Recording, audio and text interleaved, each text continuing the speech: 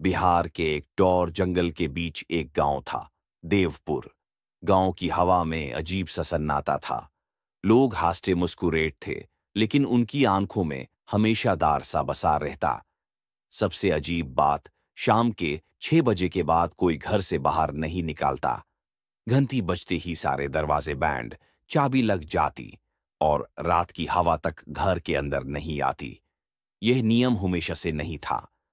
10 साल पहले कुछ ऐसा हुआ था जिसने गांव को हिला दिया, लेकिन कोई उस रात का जिक्र नहीं करता। बस सब कह देते, 4 बजे के बाद देवपुर किसी और का हो जाता है। राजू 8 12 साल का, शहर में पड़ा हुआ, अपनी मां के साथ कुछ दिन के लिए गांव आया था। उसे ये सब अंधविश्वास लगता। एक शाम 6 बजे से पहले उसकी मां ने कहा, बेटा दरवाजा बैंड कर दो, घंटी बजने वाली है। राजू मुस्कुराया, मां जंगल है, दार लगता होगा बस। मां की आवाज थरथराई, यहां मजाक नहीं होता।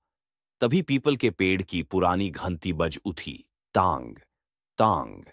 लोग भगते हुए घर बंद करने लगे। राजू ने खिड़की से बाहर झांका। रस्ते पर लाल चुन्नी वाली एक औरत खड़ी थी। उसका चेहरा धुंधला, पैर जमीन से ऊपर। राजू हंसा, ये क्या ड्रामा है। औरत की गर्दान धीरे धीरे टेढ़ी हुई और उसके कान में एक आवाज घुसी, दरवाजा खोल दे राजू। राजू का रंग उठ गया। वो उसका नाम कैसे जानती थी। मां ने उसका हाथ जोर से पकड़ा, अंदर रह। अंधेरा होते ही वो निकलती है। कौन? रजू का गला सूख गया। मां ने सिर्फ एक लफ्ज कहा, दुल्हन। पुरानी कहानी थी। एक नई नई शादी हुई दुल्हन। दहेज के लालच में उससे पीपाल के नीचे जिंदा जला दिया गया। आखिरी सांस तक वो चिल्लाती रही, जिसने मुझे नहीं बचाया, मैं उसकी जान लेने लौटूंगी। उस रात से हर शाम के बाद वो दुल्हन देवपुर में भटकती है।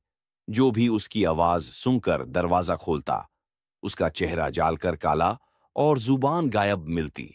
राजू को सब बकवास लगा। उसने गुस्से में खिड़की पट्टी।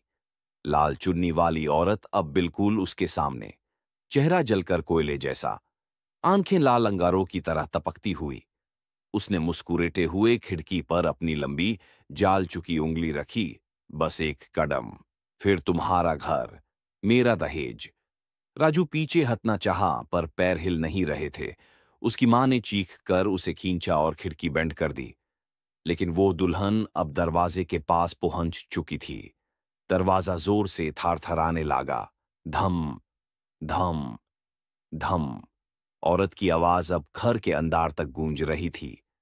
दरवाजा खोल दो राजू, मैं तुम्हारी सुहागरात मनाने आई हूं। मां रोती जा रही थी। राजू की सांसें रुक चुकी थी। दरवाजा धीरे से खुलने लगा और एक ठंडी आवाज सीधी राजू के कान में घुसी। मैं आ गई उसी पल। राजू की हिचकी बैंड हो गई। रात अंधेरी हो गई और सब कुछ चुप।